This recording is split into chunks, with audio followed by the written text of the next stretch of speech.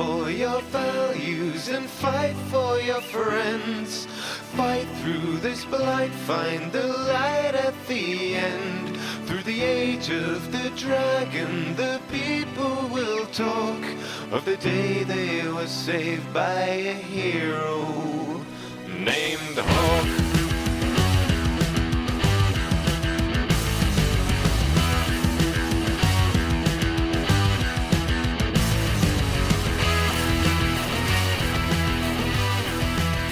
You're listening to Reignite, a podcast about what it means to be one of the good ones.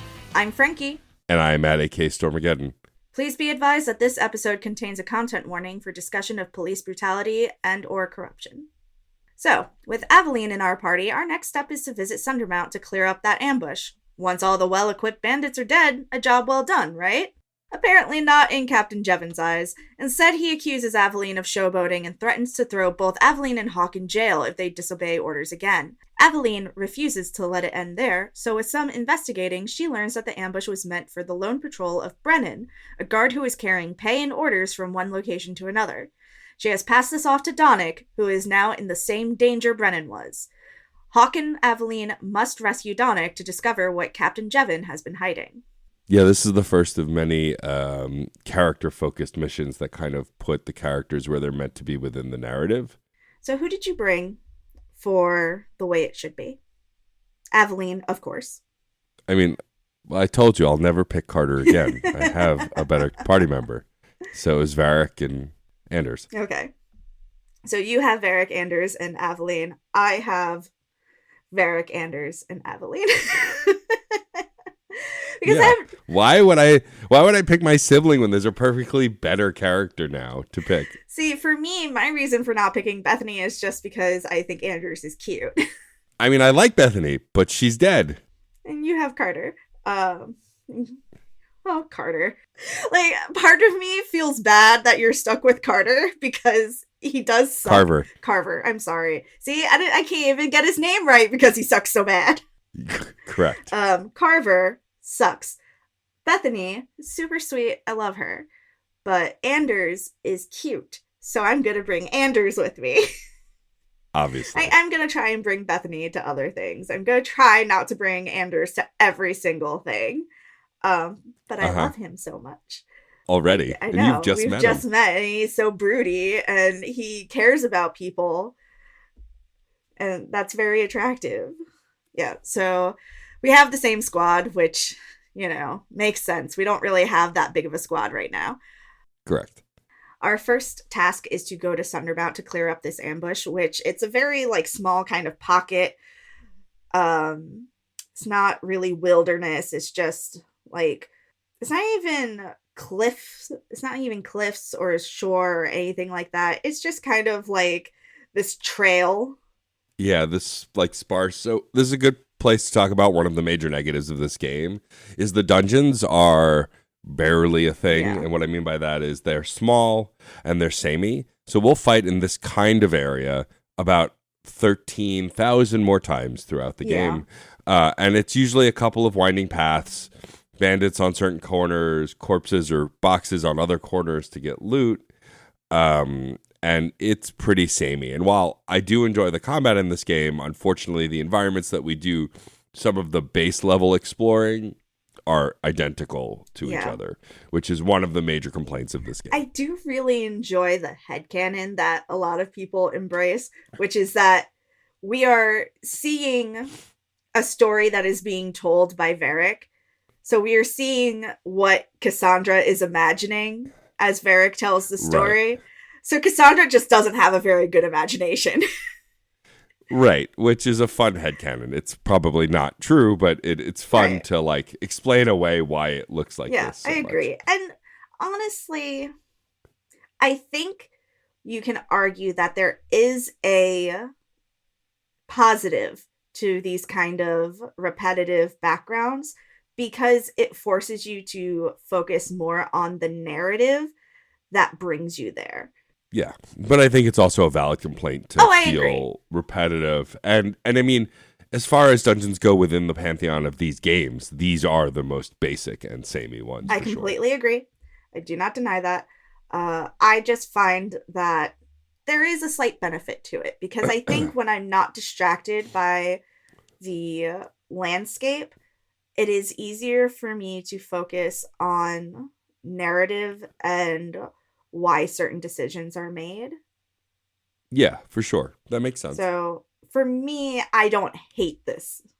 Like, I don't hate that it's samey. No, me neither. It doesn't bother me. It's just, I think, important to voice the common complaint of the fandom. But yeah, no, I've like I've said before, this is my favorite in the game in the franchise, and the pros outweigh the cons, but the cons are pretty apparent that are there. So, unfortunately, there's not a whole lot to say about this, or perhaps intentionally, there's not a whole lot to say about this. You show up, you kill some bandits. Aveline's like, great, job done. Let's go tell Captain Jevin. Captain Jevin should be rewarding us and telling us that, hey, you guys did a great job. Good. Like, I'm so proud of you for clearing out those bandits. Yeah, instead, we cut to Hawk leaning against the doorframe, listening to Aveline get chewed out by Captain Jevons. And yeah, it clearly didn't go well. And there is this sense of prejudice coming from Captain Jevin because he does make a point of saying, you and your Ferelden accomplice. He does tell us that if we disobey his orders again, if we interfere again, he'll put us in jail. And Aveline is distressed, not only because he has threatened her friend, but also because his actions have put people in danger. Yeah. And the attitude that he's showing seems like it would be the opposite of someone in that position based on the work that you did. Were you Purple Hawk when she came out of his office? No. I said, I chose the nice response for checking the duty roster. Yeah, I said, so I guess we're not getting paid, huh? Which, valid response. Yeah. But quickly we discover that the person who was supposed to be on that patrol, who was supposed to meet that ambush, was just a lone guard who was carrying paperwork and postings and pay. Yeah. And who knows what else. So if she had met that ambush, she would have died and lost whatever it was she was carrying. So now all of that information, all of that money has moved on to someone else, and now that person is in danger. Yeah, we find out that a guardsman named Donnick is, as we speak, getting ready to patrol Lowtown at night, and has the same kind of package bag, if you will, with him to deliver. Yeah. Here, I did choose Purple Hawk. I'm sure there's a perfectly good lie he will tell us about this. Yeah, I said that one too. Because, with your friends, it's so much easier to be like, wink, wink, nudge, nudge. Yeah. But every once in a while, you do want to get a little serious. So we go for a night walk in Lowtown so we can try and intercept the ambush and help Donnick. But there is this side quest, sort of, to clear the streets of gangs at night. So, yeah, do a little scuffling with the sharps, which I did. Yeah, I like that when you're fighting around here, Anders will often say, like, well, if they want to choose to fight us, we might as well do the city a favor. Yeah, everybody kind of has a thing to say. Aveline says, I won't make my guards fight gangs in dark corners, but if you want to. Yeah. So everybody has a comment about cleaning up the streets. But we find Donnick, and there is this very cute moment between Donnick and Aveline, where after we kill the bandits that are trying to attack him, she helps him up and he goes, "You're a beautiful sight." And Aveline, you see... Like, gets flush, yeah. You see her heart flutter. And I'm like, aww. And then Donnick realizes that what he said, and even though he probably means that, the other interpretation, in that moment, he didn't mean that. He just meant, thank God it's you. Yeah. And he quickly goes, yeah, I wouldn't have survived if you hadn't come, so thank you for rescuing me. Like, he backpedals a little. Yeah. Not in the way where he's like, he doesn't mean it, but in the way that it was like, that was not my intent. Like, I maybe said something awkward. Let me please clarify. Yeah. The route was supposed to be quiet. And Aveline is pissed off, rightfully pissed off, because Captain Jevin seems to have engineered this attack in order to pass along important documents to the Thieves Guild. Yeah, it contains information about the Viscount, money, guard plans, all sorts of stuff that are like important to the running of Kirkwall in the satchel that was to be stolen. Right. And for Aveline, this is about getting rid of a corrupt guard captain. This is about getting rid of someone who doesn't care who he hurts. And she takes it to the Viscount and she gets him arrested. Yeah, it hard cuts to him being arrested and yelling that he'll have us all thrown in jail. He'll get his revenge while guards drag him off. One thing that I want to point out is one of his insults is Ferelden bitch. This was none of your affair. And I've talked about this before, about when men use the word bitch. It's so visceral. And he says that he'll see her hanged, which doesn't even bother Aveline, which you have to think about all the unhinged things men have probably said to her through her years as a soldier.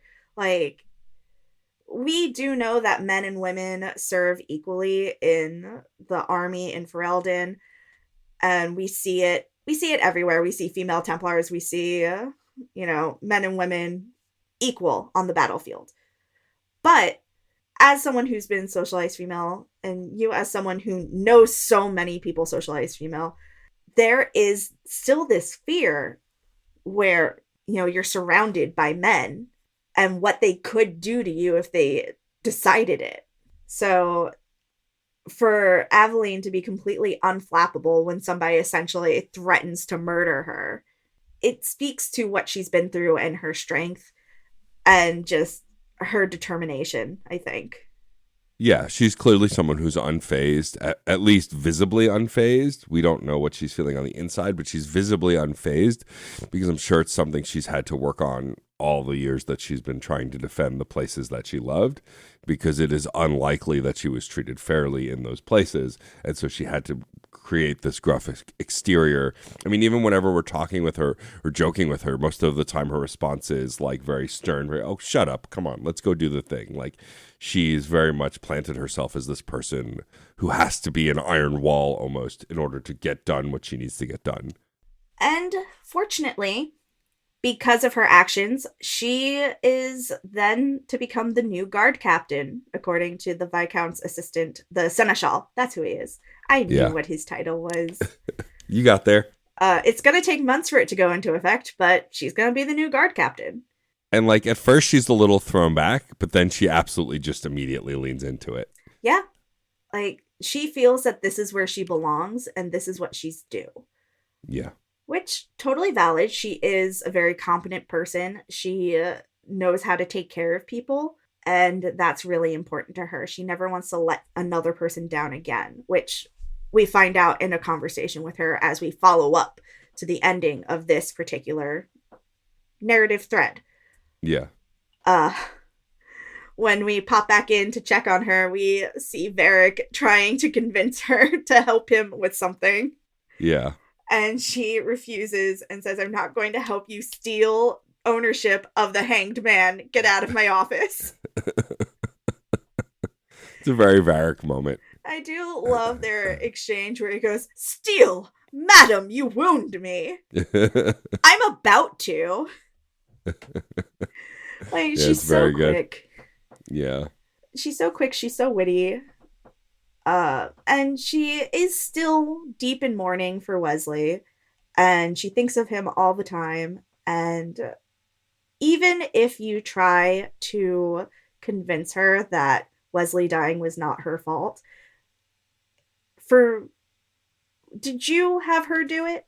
No, I did it. You did it. Okay. So when I talk to her about it, and I'm like, hey, that's not your fault, she says, it was my own hand that killed him. And that hurts her. And even though she knows it was the right thing to do, she knows he asked her to do it, she still feels like she failed him and that she couldn't protect him. And she never wants to feel that way again. Yeah. I think in she says something along the lines of, I gave up on him.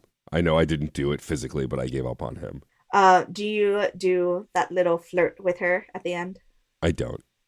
I do, because I'm like, I'm really happy that you're gonna stay with me because you're my friend and I love you. And she's just like, you're a true friend. Okay, thanks. I'm like, Great. thanks. I am a true friend. Thank you for realizing that. Something that I really want to talk about now that we've kind of run through the entire narrative is, what does this story really tell? Like, what is the real point of this story? In the game? In the game, and also we talk a lot about how certain events in these games mirror real life, right? Yeah. And something that really stuck out to me about this little story is that Captain Jevons' actions did not harm the people. No. Captain Jevons' actions were about harming the guards. Right. Which is what got Aveline so upset, because this is her family, this is her community. So that drove her into protection mode. And I think that on the surface, this can kind of seem like Aveline cares about getting rid of a corrupt cop. So clearly she is a good cop. But I think that is not the intention of the writers in this little snip. Okay. I think that the intention is to show that Aveline is going to put the guards first, always. Right. And because the point of this story was not that Captain Jevons' actions harmed a marginalized group such as the elves and Aveline stood up for them, his actions harmed the guards and she stood up for the guards. It sets us up for things that we know happen later. Yeah. So, avoiding spoilers for anyone who has never played these games before or who are playing along for the first time or what have you, I think that it's really important for us to see that Aveline cares so much about her community that she goes into this protection mode, which is something we see in cops a lot. Like, they believe in protecting each other. Like, the whole, not competition, the whole rivalry, so to speak, with internal affairs. The Right. police who police the police. Say Right. that 3 times fast. Like, they see this as a threat. So Right. if you are coming after one of their own, they're going to double down and protect each other. Yeah, I think this narrative also shows that this is less about the individual guard and more about the system that's broken, and that this guard so easily broke the system. And Aveline was so focused on not only protecting her community, but righting the wrong and setting the system straight so she could use it correctly. And correctly is a loaded word, right? But for Aveline, at least, correctly means protect the people, protect the guards. I just don't think that protecting the people is as important to her. Because as we walk around with her, we know that she has a great deal of bias against mages because of being married to Wesley. So she kind of inherited some of that through exposure to him and the Templars. Right. I don't really know where she stands on the Dalish or on the elves and the alienage. Right. But as far as I know, she hasn't really spoken out about how those people are treated by the guards. Well, true. I think the focus is on fixing to what she thinks fixing the system is. Right. So to her, the important thing is making sure that the guards are able to do their jobs. Right. What it means to do their job is a different conversation. Right. So I just think that it's really important for us to not look at this narrative as Aveline's a good cop. I think it's important for us to remember that Aveline is a cop. Does that make sense? Yeah, totally. And I think it's important for us to remember that there is opportunity for her to show us that she is one of the good ones, but she hasn't necessarily yet. She's good to us. She's good to our friends, but that doesn't mean anything, right? Yeah. And she's not great to our friends. True. Like, she's said some shit to Bethany that I didn't love. Right. But it's something that I think we're going to have to keep in mind going forward. And I think we're definitely going to have a callback to this moment in Act 2. Yeah, probably. I think that even though, things like ACAB and the visible corruption of cops and the mistreatment of minorities wasn't as prominent in the news when this game was released, it doesn't mean it didn't exist. It doesn't mean that it wasn't happening. It just wasn't, to put it bluntly, as obvious to white people back then. And so I think that looking at this through a 2024 lens, we're going to see the stuff that very much existed back then and could have been pulled from that for sure. I mean, also corruption in points of government on the whole have been part of storytelling since before any of these games were made. So, I mean, my hawk took a purple root when we discovered what was in the satchel and said, forget about being guard captain. This guy needs to be in politics. I said the same thing. Yeah. Because this is what politicians do. Right. They lie, they cheat, they steal. Exactly.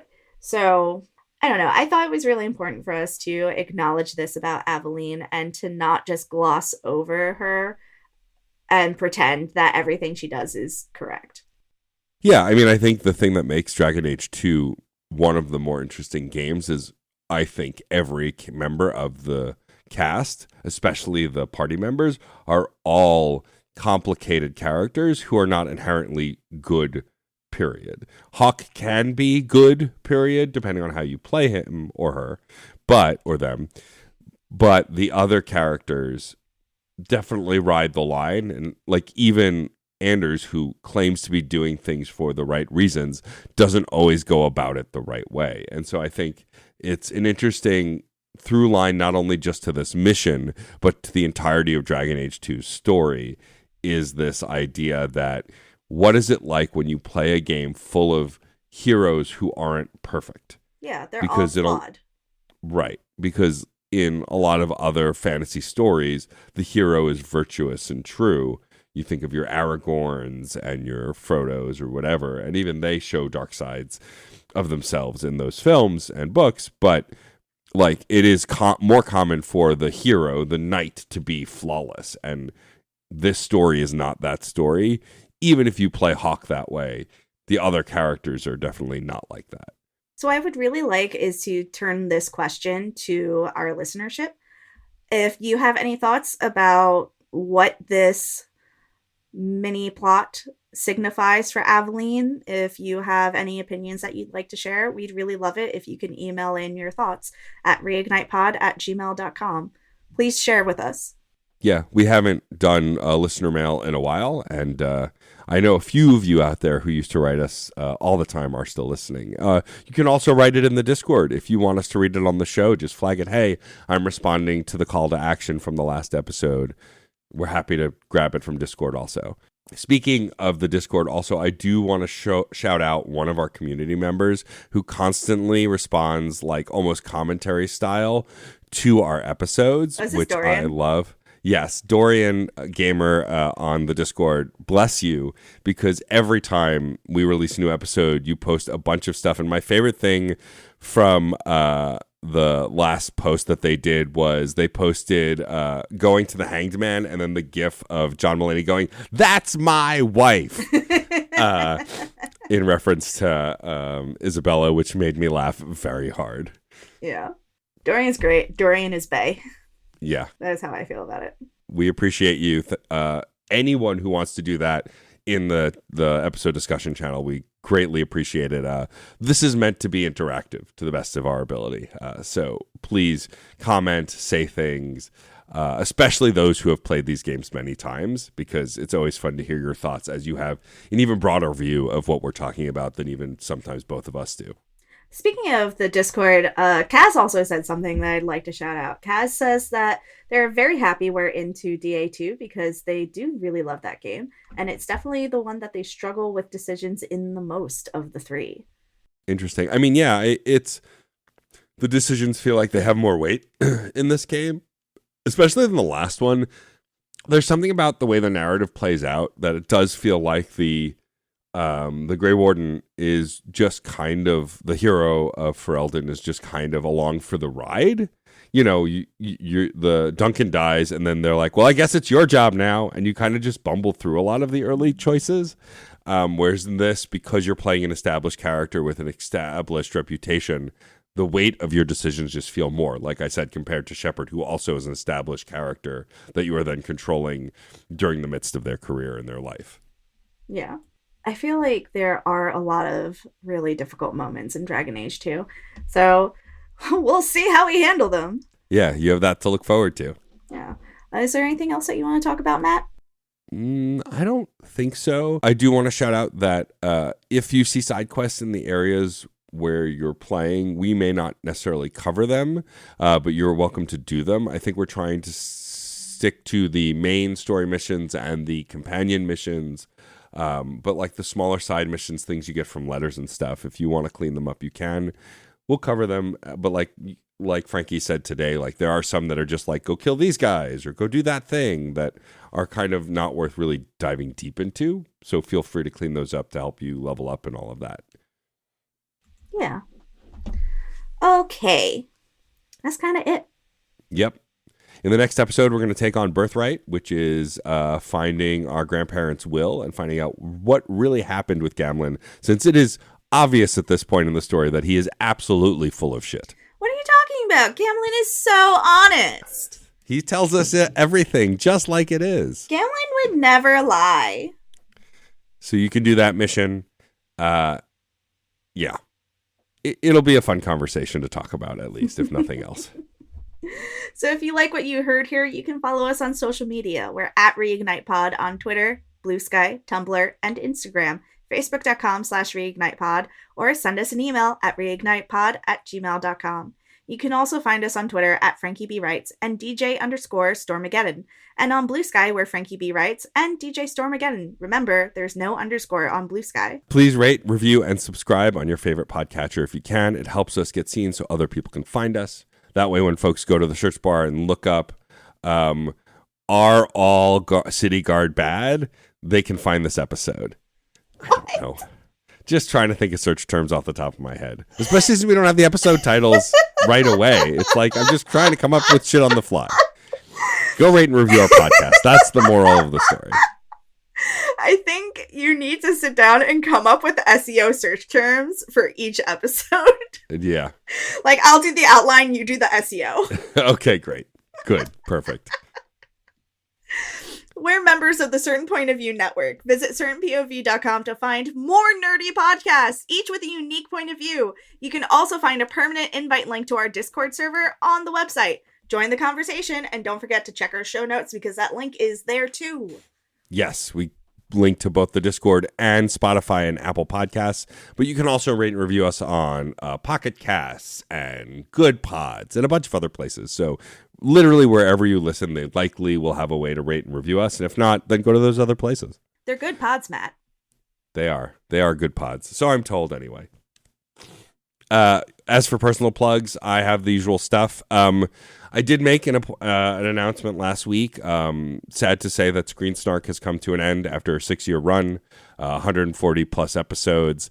It just was the right time for us to kind of hang it up. I love doing that show. Rachel is a delight. This is not a hard feelings thing. It's just our lives moved in different directions, and Rachel is too busy pursuing her wrestling career, which is going very well and is really awesome. And I'm trying to refocus in on some of the traveling and other stuff I'm doing for fun and games, and it just felt like the right time to shift focus. But the episodes are still up. We're gonna continue to pay for the hosting for at least another month or two, so folks can keep listening or download whatever they want to download. But yeah, go check that out and give them a listen in our honor. And if you're on the Discord server, why don't you, if you are a fan of Screen Snark, give us a 3-word review for it in the 3-word review section. That's been a lot of fun to see a bunch of folks do. But yeah, besides that, I'm still, of course, plugging along with fun and games. We have a Patreon. There's a free tier. If you don't want to contribute money at the beginning, totally okay. Joining the free tier just gets you every episode that we ever release, some of our polls and other things. It's definitely worth checking out. And it's the best way to keep up with us, considering social media is a trash fire. That's entirely valid. Also, there's some stuff that I have written on the Fun and Games Patreon. So That's true. If you like my shit, you'll find me there somewhere. Yes, that's true too. Speaking of, if you do like my shit, you can drop me a couple of bucks on Venmo at Frankie Brad is hella rad. Papa no longer needs a new desk, but Papa does need to save up to go to Arizona for my little brother's wedding. He's not little. He is. He's a little baby. Okay. Also, if you want to find other ways to support us both financially besides doing that, you can also go to my merch store. We have a bunch of different cool things, or the Certain POV Teespring, which I'm about to plug. Both of those things also help the network and help us do cool stuff. But speaking to that, we would like to thank the incredible Case Aiken for developing a ton of amazing shirts that I just mentioned that you can see over at certainpv.com via our Teespring. And also, of course, I want to thank Case for designing each and every individual episode show art. We'd like to thank Miracle of Sound for our new theme music. And last but not least, we want to thank the incredible Red Spinks for designing our Dragon Age-inspired logo. To see more of his work, you can follow him at KSDesart on Instagram. Actually, the last people we thank is you. Thank you for listening. I'm Frankie. And I'm Matt, a.k.a. Stormageddon. And all Templars and City Guards are bastards. Fight for your values and fight for your friends. Fight through this fight, find the light at the end. Through the age of the dragon, the people will talk of the day they were saved by a hero named Hawk. Hawk, Hawk, Hawk, Hawk, Hawk.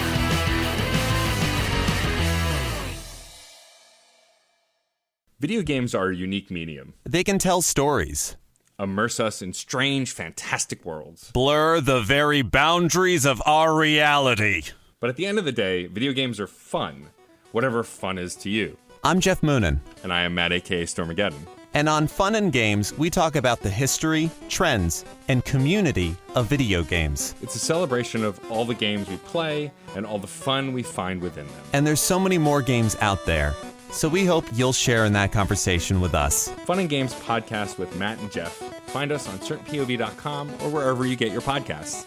And happy gaming. CertainPOV.com.